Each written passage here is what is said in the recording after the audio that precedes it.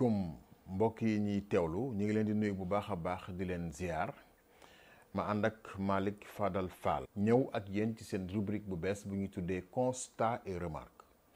Alors dañuy constater di remarquer li ñu gën a nemmeeku nag ci semaine bi nga xam ni moo di weeru novembre wi ñu nekk moo di sorti album bu Youssou Ndour. Youssou Ndour xam ngeen ko moo di Youssou ma jigéen Ndour moo di leaderu groupe Super Étoile bu Dakar doon waykat bu mag a mag ñu xam ko ci Sénégal ràññee ko ci Afrique ràññee ko ci àddina bi ba mu tàmbalee way ak léegi nag def na ay at yu baree bari macha allah moom mu dajale li war a toll ak 4 générations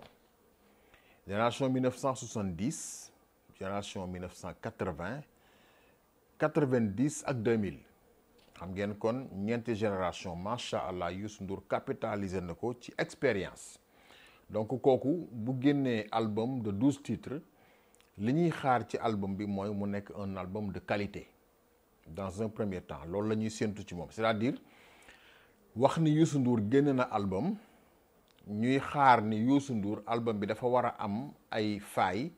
loolu ñun sóoraale wuñ ko ci moom parce que li mu jot a am ci expérience ak jaar-jaaram ak niveau bi mu toll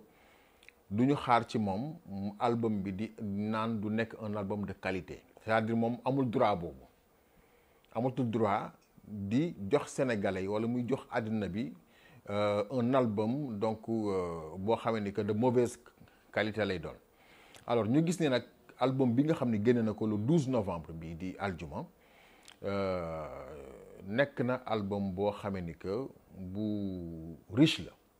mu tuddee ko mbalax la ko titré. Alors turu album bi am na lu bari loo xam ne mën nañ ko cee jàngat ndax xam ngeen ni Youssou musique mbalax lay def ba mu tàmbalee woy ba léegi donc il est resté constant par rapport à son style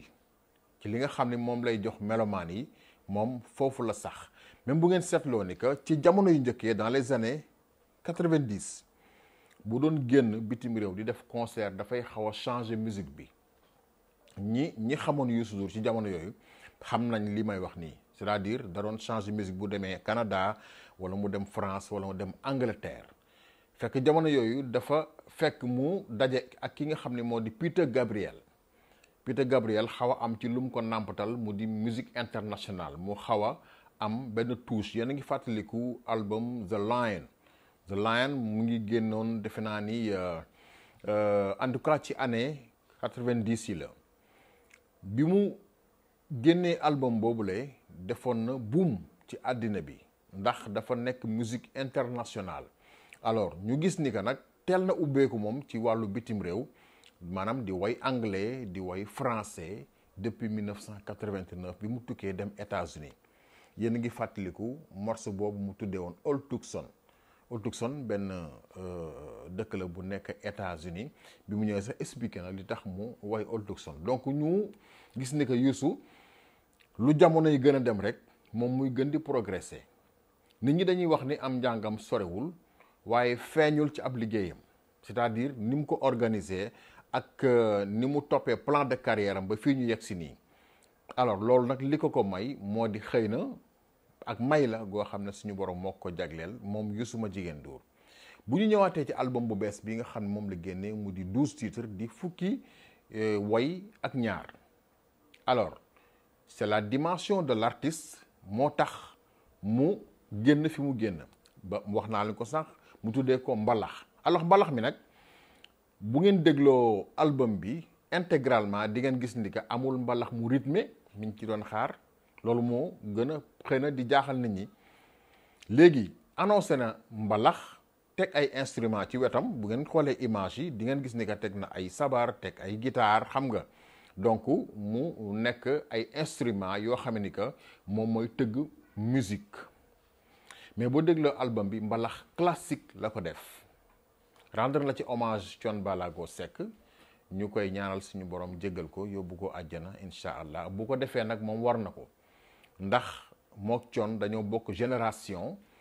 am jaar-jaar boo xam ne jot na fee xew. Alors ci biir loolu nag Youssou bu Thione dëddoo jaadu na mu rendre ko hommage kon loolu sénégalais yi dañ ko war a rafetlu te encouragé ko ci sant ko ak njabootam sant ko ci gërëm ko te man jàpp naa ne du yem foofu ak Thione Ballago Seck bu ngeen fàttali ko mosoon na ko fi invité Bercy ñoom ñaar ñu dem bi Thione ñëwee dafa ni Youssou yóbbu na ma teral na ma sargal na ma te bi mu koy présenté Bercy dafa ni bi Youssou dafa wax Thione ni ko kii waykat la boo xam ne bokk na ci waykat yi gën a mag ci Sénégal donc Youssou moom fa mu nekkoon démb fa la nekk ba tey Youssoum démb mooy Youssoum tey musul changé ça il faut que nit ñi di am reconnaissance di wax loolu Youssou moom il est resté constant par rapport ak doxinam depuis bi mu commencé def musique ba léegi nii. alors maintenant bu ñu gisee album bi 12 titres remarqué na man nag dafa am ay morceaux yoo xam dañ ma ci marqué bi ma leen dégloo mu di morceau mool ak morceau bi nga xam ne moo di Maman Africa moom itam marqué na ma gàgganti ko moom itam marqué na ma ak wax ju bari tamit marqué na ma alors li tax mool marqué ma mooy ni mu ko waxee c'est-à-dire bu ñu seetloo album bi nag c'est plein d'enseignement boo déggoo morceau bu mel ni mool mi ngi digal mool yi ne leen bu ngeen di dem géej dénk leen seen bopp yàlla waaye nag na ngeen fagaru dee leen déglu météo dee leen jël seen GPS dee leen sol seen gilet wax ni nag mool yi ni ma leen bëggee yéen bokk ngeen ci sama fans yi nga xam ne yéen a ma gën a xam wax ci sax ba tudd nda bël ba nekk ca Ndar xaw a nuyuwaale ñi nga xam ni ñoo nekk Guet Ndar alors kon nag mool yi Youssou Ndour jagleel na leen way wu am solo ba pare soññ leen donc loolu ay enseignement la yoo xam ne nekk na ci album bi alors bu ñu demee ci Maman Africa bon Youssou nag xam ngeen ni moom panafricaniste la donc loolu moom fu mu dem loolu lay wane xam nga li amul sens mooy waykat bu jógee Afrique dem Europe di def li waa Europe di def doo leen impressionné da ngay solu colug bu ngeen seetloo waykat bu mel ni Baaba Maal loolu moo tax mu am identité africanité bu demee Europe li mu am fii ci Afrique loolu la yóbbu wane ko Youssou buy dem Europe wala feneen ci àdduna bi di way ay Afrique da ngeen koy dégg muy tudd Afrique lu bari di tudd Sénégal lu bari léeg-léeg mu brandir drapeau Sénégal yëkkati ko donc moom loolu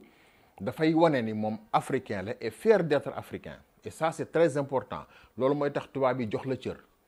mais boo demee di wane ne que ci ñoom nga bokk ñoom dañuy jàpp ne rek tubaab bu ñuul nga voilà donc Youssou respect bi mu am à l'international tubaab yi jox ko cër loolu kese la dafa wane ni moom sénégalais et fier d'être sénégalais et africain d'une manière générale alors boo seetloo woy wu mel ni gàgganti ko maanaam boo nekkee ak sa soxna mu ne la boo meree bu la fekkee nga taxaw na nga toog bu la fekkee nga toog na nga tëdd te bu ndaw si tàngale yow na nga seral et ça c'est important nga déglu Mbaye Dieye Faye feelu ko rendre hommage jabaram Maam Ndiaye wax ni Maam Ndiaye da koy njëkk a moom day njëkk a mer Maam Ndiaye maanaam da koy tooñ ba pare njëkk koo mer bu ko defee maam ni ko mbay mbasa voilà bu ko defee comme mbay tëggatu sawar la maam mbasa la koy wax rek wax ji jeex et ça c'est important foofu tam ñu joxe fa cër ñu joxe fa am njàngale ci diggante ñaar ñoo xam la ñuy dencante bu ñu nekkee ci kër gi ku nekk dafa war di comprendre moromam bu ko defee nag ku góor ki comme góor moom moo yilif jigéen alors bu jigéen ji tooñee na ko jéggal rek aussi simple que ça voilà donc loolu moo ma gën a marqué man ci li nga xam ni moom moo di morceau gàgganti alors wax ju bari Sénégal léegi wax ji dafa bari trop te ku nekk nit ñi li ñuy wax daanaka li ëpp ci ñuy wax xamuñu dara ci li ñuy wax léegi nag man ci sam bopp laa koy commencer on ne parle bien que de ce que l'on connaît bien man li may wax nii bu ma ci amuloon benn xam-xam du ma si wax expérience la ñu capitaliser am yu ñu fekkee am yu ñu gëstu ba tax ñu koy wax d'accord maintenant wax ju bari ji nekk ci réew mi léegi Youssou Ndour wax na ci bu ngeen seetloo ci album bi mu mujj génnee way na ci réseaux sociaux di dénoncer li nga xam ni mooy am ci réseaux sociaux yi ku nekk di wax lu la neex léegi nag wax ju bari ji léegi dafa dem ba law fépp chaîne de télévision yi ku jóg wax internet bi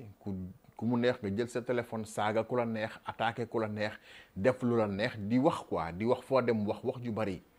baaxul. donc album bi mën nañu wax ni que album boo xam ne que bu bëri ay enseignement la bu bëri ay njàngat la te bu ñu demee ba ci kanam di ngeen gis ni que am na sax ay secret yu ne ci biir yoo xam ne génnagul parce que Youssou moom duy faral di expliquer ay woyam mais nag album bu thématique la maanaam ay thème la jël way ko dajale ko morceau bi ci nekk rek morceau bu ne am na thème bu muy expliquer. léegi côté arrangement musical on a senti quand même l'absence de Habib Faye. Bon, ça moom il faut le dire quoi waaw parce que xam arrangement musical dafa laaj xereñteef te boo seetloo way Youssou Ndour yu njëkk yi nga xam ne Habib moo leen arrangé da ngay gis ni que dafay am ay variation yu bari am que créativité sur le plan musical mais boo seetloo album yu récent yi mais nag aussi xam nga nag bu ñuy wax nag wax dëgg yàlla duñu wax rek li baax mais dañuy wax aussi li nga xam ni moo ci am comme faille ci album bi parce que nag on a écouté am nañu oreille musicale yàgg nañu déglu xam nañu aussi ay way baat bi moom dara changé wu fa la voix reste intacte macha allah yàlla na ko yàlla gën a may fanu gudd ak wér mais sur le plan musical c'est vrai que Jimi Mbaye mi ngi fa Mbaye Dieye Faye mi ngi fa ak ñeneen ñoo xam ni xëy na dañ koy arrangé d'accord mais sentir nañu vraiment absence su Habib Faye ci côté arrangement musical bi bu ngeen seetloo maanaam en profondeur bu ngeen dégloo musique bi di ngeen xam ni que titres yi dafa xaw a manqué ay variation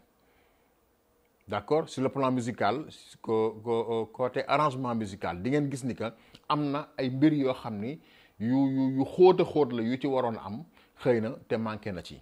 loolu nag du ñu wax ni que Habib rek moo mënoon a arrangé mais Habib dafa demoon ba bokk ci musique yu Youssou Ndour ci période bi nga xam ni Youssou dugg na ci gouvernement bi mook Jimi Mbaye ñu dem sentir nañu seen absence loolu moom Moustapha mi ngi fa am na ñeneen ñoo xam ne ñi ngi ci groupe bi Mbaye Dieye Faye moom mi ngeen di gis noonu mën na arrangé am na morceau yoo xam moom wala di modifier et ça c'est important mais ku ne ak liggéeyam mais Habib nag dafa bokkoon moom ci musique yu Youssou Ndour depuis bi mu nekkee xale Youssou nampatal ko ci dem ba ñu miin ko mu benn jamono mu xaw a génn moo Jimi Mbaye ñu génn waaye nag bi yàlla dogalee mu dellu siwaat aussi sentir nañu ni Habib dellu siwaat na waaye bi mu génnee àddina aussi ginnaawam sentir nañu absence bi yàlla na ko suñu borom jéggal yeesal yërmande ci ñoom alors en tout cas en gros remarque boobu rek la ñu mënoon def tuuti ci album Youssou Ndour bu bees bii nii xëy na bu ñu demee ba ci kanam comme ni ma leen ko waxee sànq dina am yeneen secret yu génn ci album bi xëy na ñi ngi xaar mu def grand bal comme ni mu ko daan wootee si ses bu boobaa dina wane un peu spectacle bi nga xam ne mooy accompagner album bi côté promotion aussi ñi ngi koy xaar bu ko defee mu ay plateau yoo xam ne dina gën expliquer un peu lan la ñuy wax par rapport ak thèmes yi lu tax mu choisir thèmes yi mu choisir d'accord côté musique bi aussi lu tax mu choisir style musique bi mu indi nii cette fois-ci alors donc je pense que beaucoup de choses yoo xam ni xëy na Youssou ak expérience am donc incha allah dina ci ñëw pour gën koo expliquer bu ko defee nit ñi mën a xam un peu moom lu tax dans un premier temps mu génnee 12 titres est-ce que du day wan xale yi ni leen man bind naa lu doy ba tax